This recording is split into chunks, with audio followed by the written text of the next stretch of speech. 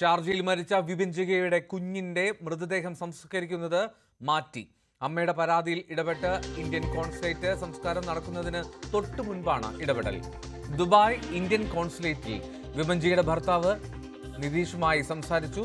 കുഞ്ഞിന്റെ മൃതദേഹം തിരികെ ആശുപത്രിയിലേക്ക് മാറ്റി. വിവരങ്ങളുമായി എസ് വിനീഷ് ചേരുന്നു. വിനീഷ്, ഈ ഭർത്താവിന്റെ സമ്മർദ്ദത്തെ തുടർന്നാണ് ഈ കുഞ്ഞിന്റെ സംസ്കാരം അവിടെ തന്നെ നടത്താൻ തീരുമാനിക്കുന്നു എന്നുള്ളതായിരുന്നു ഈ കുടുംബത്തിന്റെ ആരോപണം.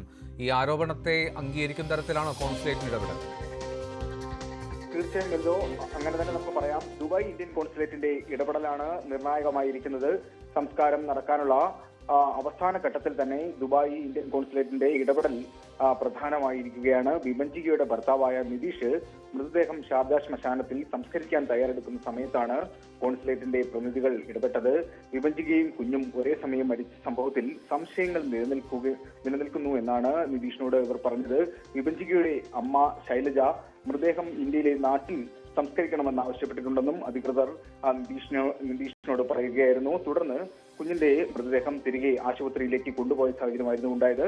ഷാർജ അധികൃതരും ഇന്ത്യൻ കോൺസുലേറ്റും ചേർന്നുള്ള ചർച്ചകളിലൂടെയായിരിക്കും ഇനി അന്തിമ തീരുമാനമുണ്ടാവുക. അതുവരെ വൈഭവിയുടെ മൃതശരീരം ആശുപത്രി മോർച്ചറിയിൽ സൂക്ഷിക്കുമെന്നുള്ള അറിയിപ്പാണ് ബന്ധുക്കൾക്ക് ലഭിച്ചിരിക്കുന്നത്.